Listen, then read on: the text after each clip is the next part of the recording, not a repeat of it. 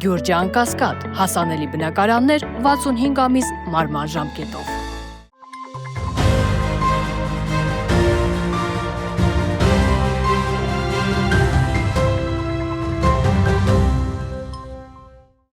Բարև ձեզ, այսօր Փաստ Ինֆոյի հյուրը ռազմական փորձագետ Պահեստազորի գնդապետ Հայկ Նահապետյանն է։ Բարև ձեզ, պարոն Նահապետյան, շնորհակալ եմ հրավերն ընդունելու համար։ Պարոն Նահապետյան, Իրանի եւ ԱՄՆ-ի միջև կարծեք թե համաձայնություն է ձեռք բերվել։ Սա ինչ համաձայնություն է, եթե նկատի ունենանք, թե ԱՄՆ-ն ինչ պահանջներ էր ներկայացնում եւ կոպիտ ասած որտեղից ուր հասան։ Ասենք այնտեղ որտեղ դե հասնենք։ Սա խիստ տրամաբանված է։ Ես տարբեր արդներով ասել եմ, եթե մի ժողովուրդ պատրաստ է իր սրբությունների, հայրենիքի եւ իր հավատքի Աստծո համար գնալ ամենամեծ զոհաբերությանը, կյանքի նվիրաբերմանը, այդ ժողովրդին հնարավոր չի հաղթել։ Եվ Իրանի բազմազգ ժողովուրդ եւ բազմակրոն սկզբունքորեն պատրաստ էին դրան։ Եվ լավագույն ցուցիչը ըստ իս, երբ այդ երկրի ղեկավարների նկատմամբ սպանություններ կազմակերպեցին ԱՄՆ-ը, Իսրայելը եւ իրականացրեցին բավականին լուրջ կորուստներ պատճառելով, այդ ժողովուրդը չէր վախում ռմբահարումներից, հրթիռակոծումներից դուրս էր գալիս փողոց կեցված դրսևորել։ Ժողովուրդը չի վախում, երբ օրեր առաջ ընդամենը 2 օր առաջ դուրս եկավ կամուրջներ, էլեկտրակայաններ, այնտեղ որտեղ Միացյալ Նահանգները ասել էր կհարվածի եւ կենթանի պատ էր կազմել։ Սա իրոք եւ հավատքի եւ քաջության նշան է եւ այդ ժողովրդին հնարավոր չի հաղթել։ Առանց որ դիմացին ինքը հոգեբանորեն գիտի որ զավթիչ է, օկուպանտ է։ Ինքը պաշտպան չի, իսկ Իրանի ժողովուրդը, այդ ժողովուրդները տարբեր բազմազգ իրան գիտեն որ պաշտպան են։ Եվ դա առաջին կարևոր նախապայմանն էր, որտեղ Իրանի ժողովրդի մոտ մոտիվացիան շատ բարձր էր։ Երկրորդ, Իրանը պատրաստվել էր այս մեծ պատերազմին, կարծում եմ առնվազն 2 սերունդ։ Եվ երբ առերևույթ ոչնչացում էին իբր Իրանի հակաօդային պաշտպանության, ռազմաօդային ուժերի, հրետանու զրատանկային զորքերի տեխնիկաները, թվում էր թե վերջ Իրանը պարտեզպես կարծում եմ, որ Իրանը վաղուց պատրաստել էր եւ շատ խորքերում, սարերում ամբարել էր այդ ամեն ինչը եւ անհրաժեշտ պահին օգտագործեց իր զինատեսակները խիստ արդյունավետ։ Առավելս որ Իրանի ձեռքերը շատ երկար էր, որովհետեւ դիմադրության կոտին, որը որ ստեղծել է դեռևս նահատակ ժամանակի Սուլեյմանին, դա եւ վերաբերվում է Լիբանանի շիա մահմեդական Հեզբոլլահ ռազմական խմբավորմանը եւ Իրանի կողմը վերջնարդյունքում անցած Գազայի հատվածում Համասին, թեև Համասը Իրանի կողմից չի ստեղծվել, դա վերաբերվում է եւ Եմենի հուսիտներին եւ Իրաքի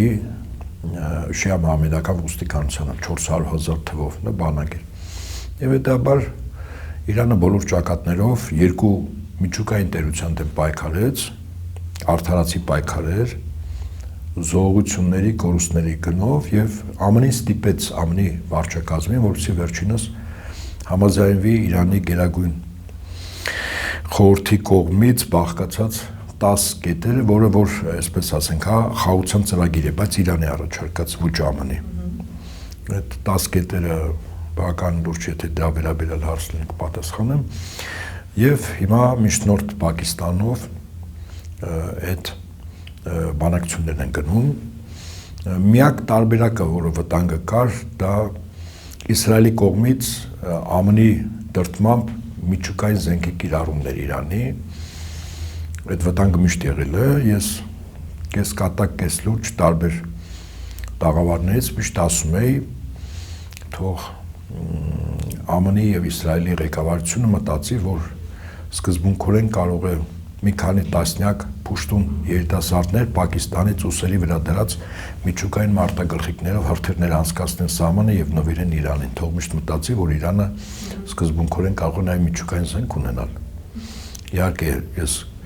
կատակի ոճով է ասում, բայց իմաստը նա էր, որ ես չեմ բացառում, որ Իրանը հիմա միջուկային տերություն է, որ դրա մասին չի բարձրացնում։ Ուստի եւ արձանագրենք հետեւյալը եւ շատ մեծ համար, գոնե Հայաստանի համար, տարածաշրջանի համար շատ կարեւոր է, որ խաղաղությունը կնքվի։ Թեև ես չեմ բացառում, որ Միացյալ Նահանգները կարող են հերթական անգամ իրենց բանակցությունների արդյունքում ձեռք բերված պայմանավորվածությունները խախտեն եւ նորից ռազմական գործողություն սկսեն, հա, բայց այստեղ արդեն ԱՄՆ-ի վարչակազմի ղեկավար ԱՄՆ նախագահ Դոնալդ Տրամփի վարկանիշը շատ ավելի ցածր կարող է լինել, քան Փաշինյան Նիկոլինը եւ նոյեմբերին կոնգրեսի միջանկյալ ընտրություններում հանրապետականները խայտարակ պարտություն կարող է կրել, իսկ դա նշանակում է, որ դեմոկրատները հաջորդ օրը իսկ կարող են ԱՄՆ-ում սկսել իմպիչմենտի գործընթաց։ Պարոն Նահապետյան, տեսեք, ԱՄՆ-ն պահանջում էր օրինակ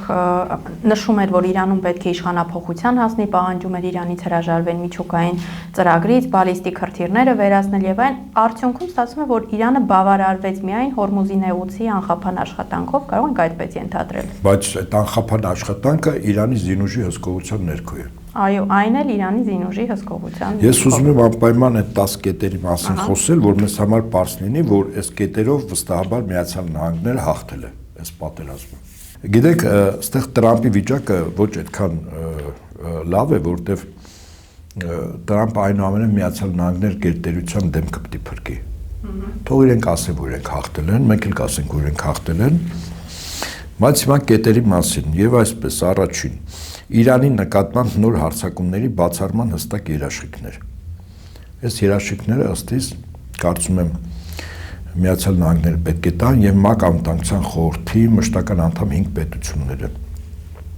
Երկրորդը Իրանի շարունակական վերահսկողությունը Հորմուզի նեղուցի նկատմամբ, այս վերահսկողությամբ են այդ բացել էլի։ Երրորդ Իրանի ուրանի հարստացման իրավունքի ճանաչում, այսինքն Իրանին ասում է ես միջուկային տերություն, միջուկային զենք չեմ ստեղծում եւ արգելք կար հոգեվոր առաջնորդի կողմից չէ։ Այդ արգելքը դեռ առայսօր ուժի մեջ է։ Բայց նաեւ իրանական որոշ շրջանակներ դիմել են հոգեվոր առաջնորդին ֆետվայի համար։ Ճիշտ է, բայց գործում է այս բան այդ արգելքը։ Բայց այս ուրանի հարստացումը դա դեռ չի նշանակում միջուկային զենքի ստեղծում։ Դա ատոմականների համար համապատասխան տոկոսով հարստացումն է։ Հաջորդը ԱՄՆ-ի կողմից սահմանված բոլոր առաջնային պատժամիջոցների լիակատար չեղարկում։ Հինգերորդ ԱՄՆ-ի երկրորդային պատժամիջոցների ամբողջական վերացում։ Իսկ Իրանը գիտենք, չէ, 1978-79 թվականին պատժամիջոցների ներքո էր։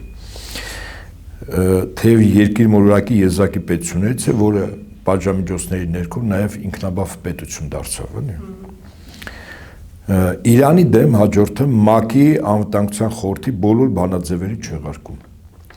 Հաջորդը Իրանի դեմ ՄԱԳԱՏԵ-ի կառավարիչների խորհրդի բոլոր բանաձևերի չեղարկում։ Այս ատոմային էներգիայի միջազգային կառույցն է ՄԱԳԱՏԵ-ն։ Հաջորդը Իրանին հասցված վնասների ամբողջական փոխհատուցում։ Դա շատ բան է, ռեպարացիան է, այն ինչ որ հիմա Ալիևը հունիսի 8-ին տեսականորեն եթե Փաշինյանը վերընտրվի, առաջին քայլերից մեկը այդ ռեպարացիան ալնելու։ Թիվն էլ ասվել է 160 միլիարդ։ Հաջորդ 9-րդ ԱՄՆ-ի ռազմական ուժերի դուրսբերում տարածաշրջանից։ Եվ վերջինը ասեմ, Իրանի դաշնակիցների դեմ տարածաշրջանում իրականացվող բոլոր ռազմական գործողությունների դադարեցում։ Խոսքս այդ 5 միավորների մասին է, հա։ Ինձ որպես փորձագետ ամենաշատը հետաքրքրում է ԱՄՆ-ի ռազմական ուժերի դուրսբերում տարածաշրջանից։ Սա նշանակում է, որ սա վերաբերում է առերևույթ Պարսից ծոցի երկրներում ռազմական բազաներ, բայց համոզված ասենք, դա նշանակում է ԱՄՆ-ի որպես գերտերության Պարսից ծոցի երկրներ, արաբական աշխարհի, մերձավոր արևելքի եւ այդպես եթե կան կենտրոնական Ասիայի երկրներից եւ հարավային Կովկասից դուրս գալ։ Այսինքն ես չգիտեմ դա երբ կլինի, բայց վստահաբար գործընթացը գնալու է, դա process է, որը հնարավոր չի կասեցնել։ Եվ փառք Աստծո, որ այստեղ մենք երկու նկատառումով շահել ենք Հայաստան նկատի ունեմ, առաջին որ Ադրբեջանի նախագահ Իրանի դեմ փետրվարի 28-ին ԱՄՆ-ի Իսրայելի կողմից սանձազերծած ռազմական ագրեսիայի երկրորդ, երրորդ օրը խիստ ոգևորվել էր, մտածելով, որ Իրանը կարող է հանձնվի եւ փորձում էր սադրել, հող նախապատրաստել, եթե Իրանը մասնատվեր, ապա ինչ որ մասնաբաժին ինքը եւս ունենար։ Իհարկե հետո իրեն սաստեցին առաջին հերթին Էրդողանը, ես համոզված ասեմ, եւ հետո Իրանի շտաբի համապատասխան հայտարարությունը։ Եթե Իրանը այս պատերազմում պարտեր, վստահաբար եմ ասում ձեզ, Ադրբեջանը ռազմական գործողություններով փորձել էր Հայաստանը ուղղակի օկուպացնել որպես արևմտյան Ադրբեջան, որովհետև իրեն տրվելու էր այդ բոնուսը, քանզի Ադրբեջանը պետք է օգտագործվեր Իրանի դեմ, իսկ ինքը պատրաստական էր դրա քարոզչական հողը մարտի 1-ին 2-ին այս տարի Ալիևը փորձեց նախապատրաստել, հետո անպատասխան, իսկ հիմա պարզում է, որ ամենաիրանասեր կառավարիչն է, օգնության հետևից է, հա, հումանիտար ուղարկում, հասկանալի չէ, որ ուժերի հարաբերակցությունը ինքը հիմա գնահատել է։ Բայց այնպես չէ, որ Հայաստանն էլ իրեն լավ է կամ ճիշտ է դիրքավորել։ Ես իր Ադրբեջանի մասն եմ ասում, այդ մի վտանգ հիմա ձեր ասածին կարձագանքեմ եւ երկրորդ վտանգը, որը որ կար, Հայաստանը որպես թուրան աշխարհագրական, ռազմական, քաղաքական միավորի խոչընդոտող տարածք պետություն եւ ժողովուրդ պետք է դուրս տրվեր։ Հիմա այդ վտանգը սկզբունքորեն արդեն վերացված է այս Իրանի հաղթանակից հետո, իսկ Հայաստանի կեցվածքը նույնիսկ եթե կենցաղով փորձենք զուգահեռել, անգամ եթե հարևանի տունը սուք է, դու հարևան հետ որոշակի լարումների մեջ ես գտնվում կամ ոչ բարեկամական, դու քո տան մեջ ուրախության երաժշտություն չես միացնում։ Դա միայն թշնամիների դեպքում է արվում, այն էլ անարժանապատիվ հակառակորդելի, որտեղ նույնիսկ կարելի է հարգել ուժեղ թշնամուն, հա։ Հիմա Իրանը սուկ հայտարարեց, այստեղ ինչ որ անձնավորություն ավտոբուսների մեջ թռչկոտում էր, երաժշտություն, պարել, հա, այդպես շոուներ էր սարքում սնվելու, հետո գնում էր Վրաստան, թմբուկ էր խփում։ Իրանը վստահաբար իրենք հիշաչար չեն, բայց հիշողության կորստով չեն տառապում, այս ամեն ինչ իրենք հիշելու են, գիտեն։ Ավելին ասեմ ձեզ, եթե ոմանց թվում է, որ Իրանը չի արձագանքելու եւ չի հակադարձելու կորսնական հողի վրա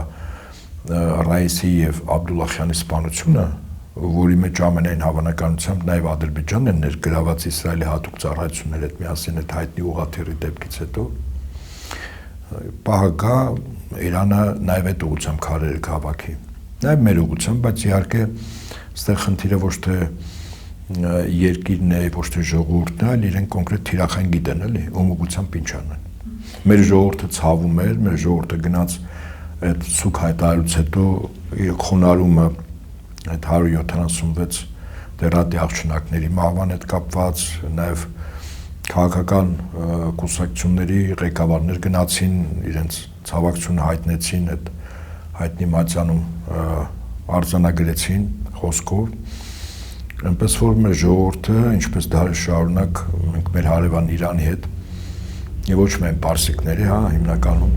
այդ տարածքում ապրող ժողովուրդներով մենք նորմալ հարաբերություններ ենք ունեցել, սկզբունքորեն արմատներն են նույնը, հա,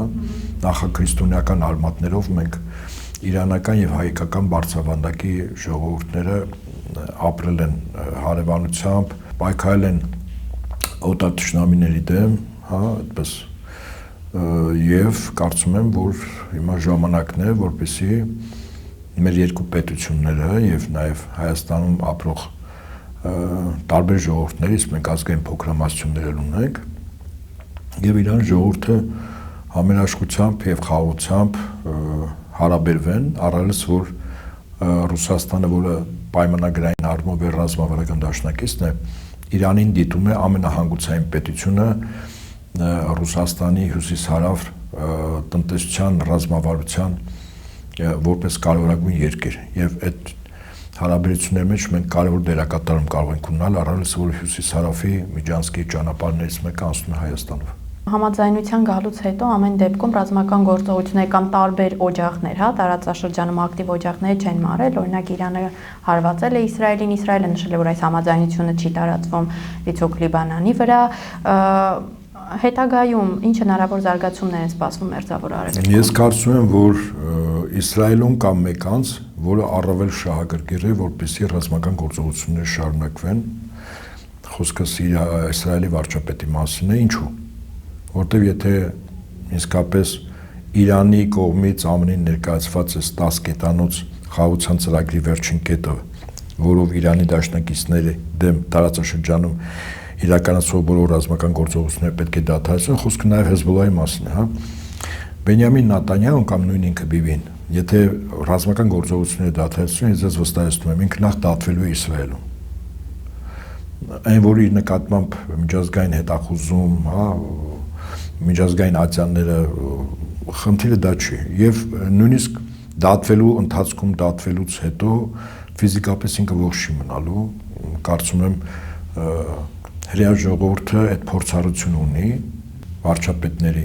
նկատմամբ ուժի գործադրմամբ ուղարկել հանդերձել աշխարհ, որտեղ այն ավերը որ բերեց նաև եւ այն սուքը ողբը որ բերեց հրեա ժողովրդի վրա, իսկ իրականում սկզբունքորեն օրինակ նույն Իրանը երբևիցե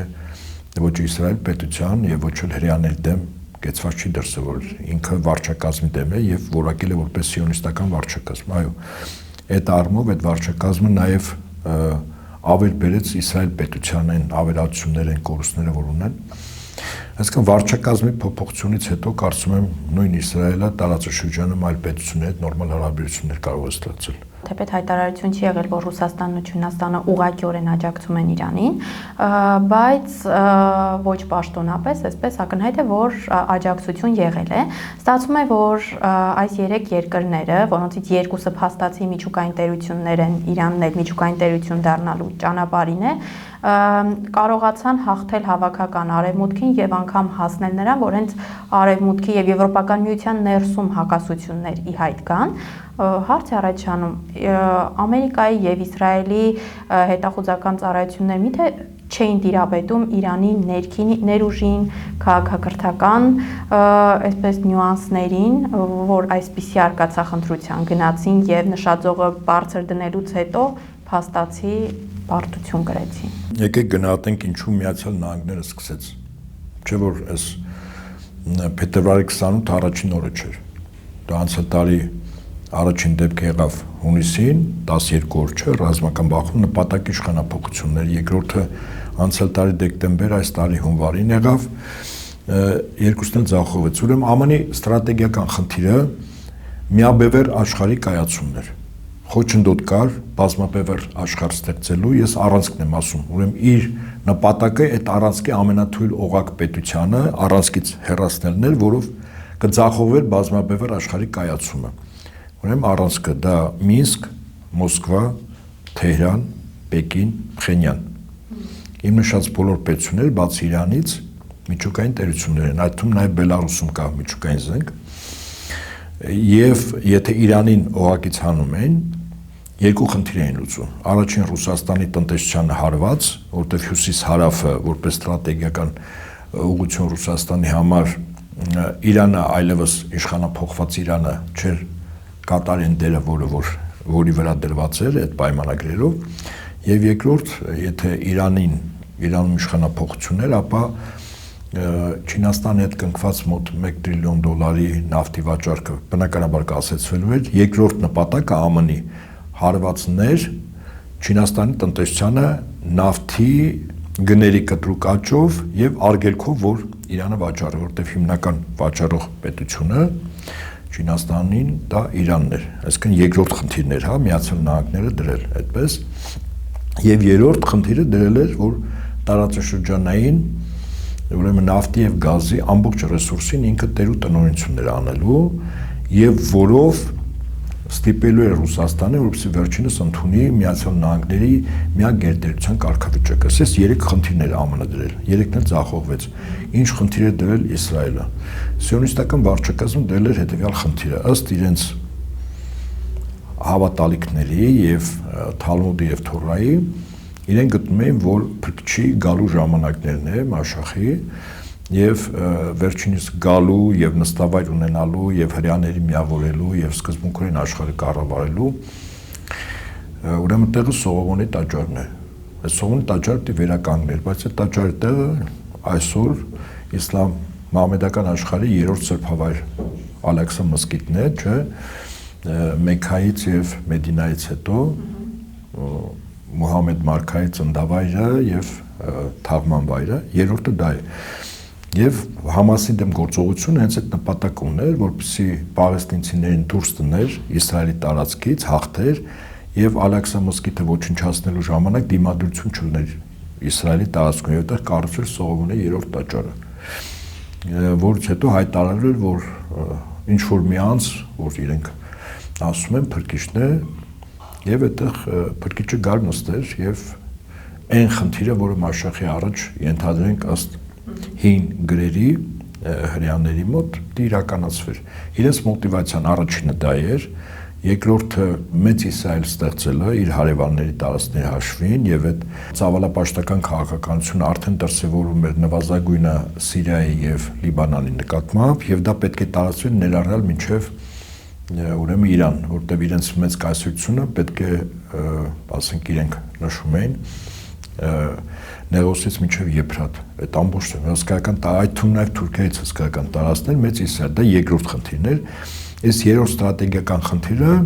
նաև տեր կանգնել Միացյալ Նահանգների հետ միասին նավթի եւ գազի հսկայական պաշարներին։ Այս երեք խնդիրն էլ Իսրայելներ են, երեքն էլ ձախողվել է բնականաբար։ Եվ հիմա նոր իրավիճակ է տարածաշրջանում եւ աշխարհում ուժերի նոր հարաբերակցությունը, ես կարող եմ ասել Իրանը իհարկե հրապարակավ երբեք չի բարձրաձայնի, բայց քանի որ բազմաբևեռ աշխարհը կարծում եմ շուտով փաստացի այս դեպքերից հետո արդեն իր մասին զգացնել կտա, խոսքս Միացյալ Նահանգները, Ռուսաստան եւ Չինաստանն է, Իրանը այստեղ կարող է չսեթևեթի, որտեվ իսլամ աշխարհի որպես առաջատար, թեև շիա մահմեդականները մոտ 20% են, հա, մահմեդականների մեջ, բայց Իրանը կարող է եւ հավակնություն հանդես բերել դառնալ բևեռ, այսինքն երկիր մոլորակը ունենա արդեն 4 կենտրոն, 4 բևեռ։ Եվ այստեղ հայրից, ինչպես ասում են, բախտ ինչպես է բերել, մեր երկու հարևանները, բարձում է այդ բևեռներն են։ Այսինքն մենք գտնում ենք բնական ձևով այդ առանցքի վրա, հա, ճիշտ քաղաքականություն ցանկացած Հայաստանի իշխանությունների խիստ շահեկան վիճակ են կարելս, որ Իրանի եւ Ռուսաստանի շուկան մեզ համար ամբողջովին բացված է լինում, այսինքն տնտեսական անգամ Հայաստանը բում կարող է ապրել։ Մեր երկու ամիջական հայոց, որ մեկ կապող օղակներից մեկը նաեւ կարող ենք հանձնանալ։ Եվ այս իրողությունների ֆոնի վրա ես կարծում եմ մեր լսողներին նաեւ կհետաքրի, որ Ռուսաստանի նախագահի եւ Փաշինյանի հանդիպման ժամանակ Ռուսաստանի նախագահը առանց սեթևեթանքի հիշեցրեց եւ Փաշինյանին եւ Ալիևին եւ իրենց տեղին, որ Արցախի հարցը փակված չէ։ Իհարկե այլ ենթատեքստով ասվեց դա, որ Փաշինյանն է հանձնել փաստացի 22-ի հոկտեմբերի 6-ին Պրահայում ստորագրելով այդ փաստաթուղթը, բայց ենթատեքստը շատ պարզ էր եւ լավագույն ապացույցը, որ այդպես է, Ադրբեջանի արտգործնախարարության վերջին 2 օրի, 3 օրի արձագանքն է, կոնկրետ Ռուսաստան նախագահը արձագանքել է, ասել է, իսկ ինչու է Արցախի հացը բաց, որտեվ կա 4 եռակողմ, այդ 4 եռակողմը, որից մեկը չի չեղարկել, իսկ 4 եռակողմով, որտեղ Ռուսաստան նախագահի ստորագրությունն է, նաև կա Արցախ, Հայաստանի հետ կապ եւ Արցախում ապրող հայություն, այսինքն իրավական առումով գոյություն ունի Արցախից դուրս եկած մեր քույրերի եղբայրների վերադարձի իրավունք, նոր իշխանությունները պետք է այս իրողությունները հստակ եւ ճիշտ գնահատեն եւ նաեւ Արցախի ուղղությամբ ճիշտ աշխատանք տարվի։ Ալիևը, կարծում եմ, Ալիևս չի թռչկոտի, որտեղ ուժերի հարաբերակցությունը այնպեսին է, որ իր մեծ Ադրբեջան կամ արևմտյան մեծ Ադրբեջանը կամ Հայաստանը որպես արևմտյան Ադրբեջան դիտարկելը իր համար կարող է սկզբունքորեն նաև կործանարը լինել, թեև ես ասում եմ, որ վտանգը չի չեզոքացվել ամբողջովին, այսինքն մենք եւս պետք է կեցված դրսևորենք այդ ուղղությամբ մեր ժողովրդին բացատրենք իրական վտանգը, բայց ուժերի նոր հարաբերակցությունը նոր իրողություններ են առաջացրել եւ Հայաստանի նոր քաղաքական ղեկավարությունը հունիսի 8-ին պետք է այդ նոր իրողությունները հաշվի առնելով մշակի լուրջ եւ մարտավարական եւ ռազմավարական ծրագրեր մեր երկրի ապագայի համար։ Հաշվի առնելով, թե ինչ տեղի ունեցավ Իրանում եւ ինչպիսի կամք եւ տոկունություն ցուցաբերեց Իրանի ժողովուրդը, ինչ է սպասվում օրինակ Հայաստանին, եթե նկատի ունենանք, որ այսօր նախընտրական Հայաստանի գործող վարչապետը փաստացի սպառնում է իր գլխավոր ընդդիմադիրներից մեկին, օրինակ Սամվել Կարապետյանին, ունեզրկմամբ եւ հաշվի առնելով նաեւ Գելափի վերջին հարցումները, օրինակ, ընդամենը 27% աջակցություն ունի Նիկոլ Փաշինյանը, մյուս հարցվածները դժգոհ են Նիկոլ Փաշինյանից չեն վստահում նրան, բայց միևնույն ժամանակ հարցումները ցույց են տալիս, որ վերընտրվելու շանս Նիկոլ Փաշինյանը ունի։ Ես կարծում եմ, որ ձեր հարցին այսպես պատասխանենք, Բուլգակովը մի ստեղծագործություն ուներ, շանսիրտը, երբ շնից պրոֆեսորները մարդ են ստեղծում, որը դառնում է կառավարիչ։ Հետո այդ կառավարիչը իսկապես ինքը հավատում է, որ իր ասելով, իր խենթությամբ, խեղկատակությամբ եւ որոշումներով ինքը երկիր կարող է կառավարել, երբ որ ինքը սահմաններ անցնում է, իբր որպես կառավարիչ, շտապ որոշում է կայացնել, որ այդ շանը մարդու տեսքով բերել նախկին կարգավիճակին։ Ես կարծում եմ նրանք, ովքեր որ Փաշինյանին բերել են իշխանության, արկա ուժերի վերադասավորման պայմաններում, կարծում եմ պետք է շատ արագ Փաշինյանին նստեցնեն այնտեղ, որտեղ ինքը արժանի է, որտեղից իրեն բերել են։ Թեև դա չի բացառում, որ մեր ժողովուրդը պետք է կեցված դրսևորի իր իրավունքների պաշտպանության հետ կապված, բայց աշխարհակական իրողությունները հաճախ մեր նման պետություններում ավելի որոշիչ դերակատարում կարող են ունենալ, քան ասենք անգամ ընտրությունները կամ մեր ժողովրդի կամքը։ Ինքը կարող է շատ այլանդակություններ անել ընտրությունների ժամանակ, կեղծիքներ, մինչև ձերբակալություններ։ Հիմա արդեն ոնց որ սկսել է շարքը, հա, սկսել երկու հոգու մեկին ձերբակալել նախկին սոցիալ-նախարար, մյուս նախկին քաղաքապետ Արման Սահակյանը եղել է քաղաքապետ, Գալուս Սահակյանի որդին չգիտեմ, թե այնտեղ ինչ որ քաղաքապետանում եղել աշխատել եւ այլն։ Հիմա ոստիկանական մահակ պետք է աշխատի, մեկ էլ իրավապահ համակարգ։ Փաշինյանի գործիքը դա է, հա։ Բայց կարծում եմ, որ ժողովուրդը, որ դիմադիր է այլանդակություններին, Փաշինյանին իր տերը շատ արագ ուղղակի թաթերաբեմից պետք է հեռացնեն, որտեղ այդ տերերը պարտվել են Ռուսաստանին եւ Իրանին եւ Չինաստանին։ Այնպես որ իրենց դրածոյին իրենք էլ պետք է, ասում եմ, ես ծնեցի, ես էլ կվերացնեմ, այնպես որ իրենց ծնածին իրենք էլ պետք է քաղաքական թատերաբեմից հեռացնեն, բայց այս ուժային կենտրոնի իհարկե սիրով պարտադրման արդյունքում։ Շատ լավ, շնորհակալ եմ հարցազրույցի համար։ Այսօր իմ հյուրը ռազմական փորձագետ պահեստազորի գնդապետ Հայկ Նահապետյանն էր։ Փաստինֆոյի հաղորդումներին արագ հասանելիություն ունենալու համար կարող եք բաժանորդագրվել YouTube-յան մեր ալիքին։ Համախմբենք եւ փրկենք հայրենիքը ներքին ու արտաքին թշնամուց։ Մինչ նոր հանդիպում։